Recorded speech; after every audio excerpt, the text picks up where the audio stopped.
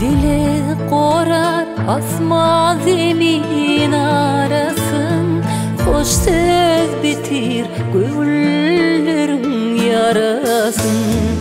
Dünyani hemmeni Allah korusun, açılsın ak yollar mengzeyip gülüp, nurlu günü dile edelim bile.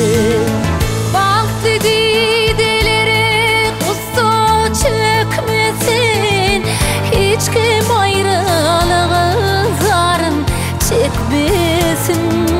Baktı gideleri kustu çekmesin, hiç kim ayrılığı zarın çekmesin. Ene bağlam deyip gözyaş dökmesin, doğayı sözleri sen alap dile, yaktı günü dile edelim bile.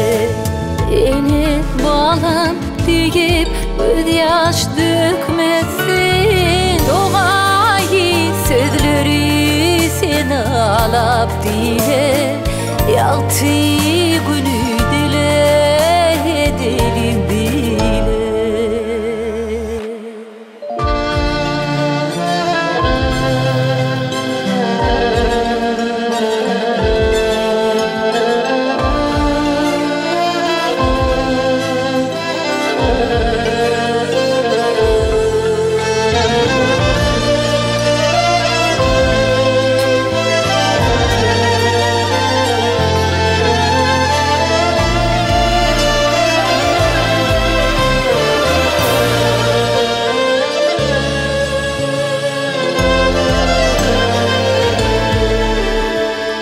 Çağalar dönmese cennet boşuna, sanalgı ömrümüz gitmez boşuna.